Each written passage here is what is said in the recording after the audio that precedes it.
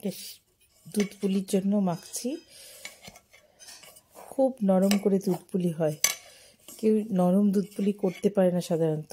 এটা আমি শাশুড়ির কাছ থেকে শিখেছিলাম, আর আমি নিজে একটু জানি। একটু আমুলের ঘি দিচ্ছি, চালের গুঁড়ো, সুজি আর নারকেলের ছাই করা আছে।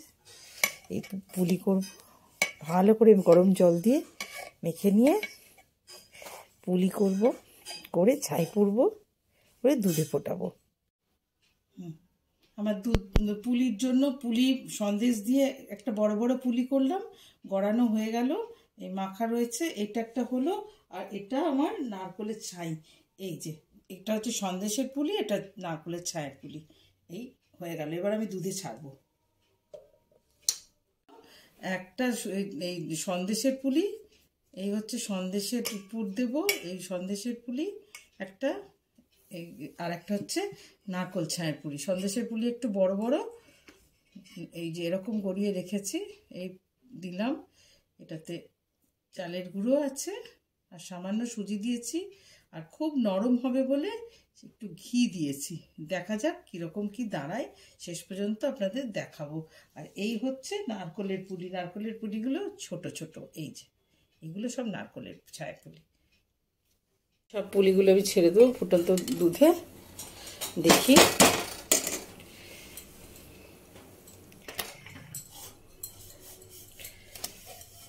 একটু ফুটবে, ফোটা হয়ে গেলে গুড় দেবো, খেজুরের গুড় দেবো, দুধ পুলি হয়ে যাবে। মুগের ডালের ভাজা পুলি হচ্ছে, একদম রাঙা আলু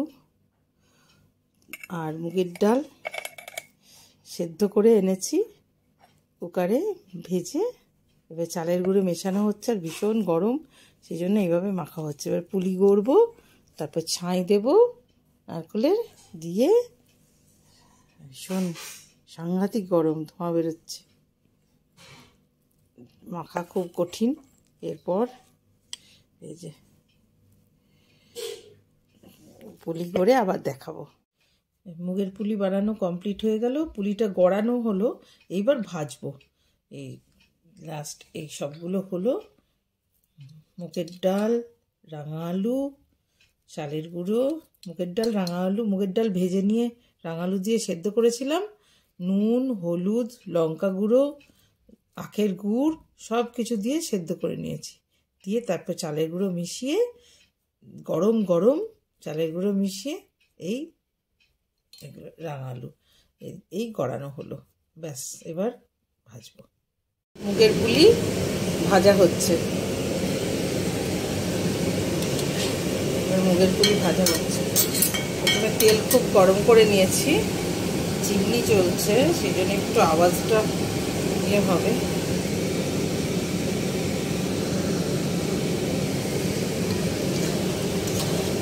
মুগের পুলি ভাজা হবে, সব ছেড়ে দেবো।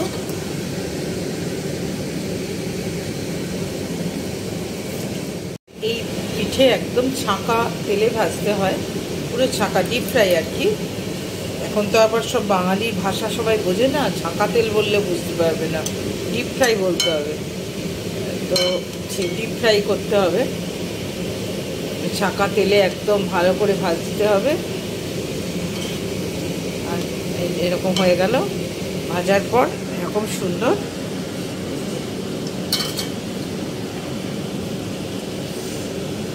নরম তুপতুপে খাস্তা, গরম, অসম্ভব সুন্দর খেতে। ফাইনালি পিঠে পর্ব হয়ে গেল। এই যে এই হচ্ছে আমার ভাজা পুলি, এই হচ্ছে আমার ভাজা পুলি, আর এই হচ্ছে দুধ পুলি।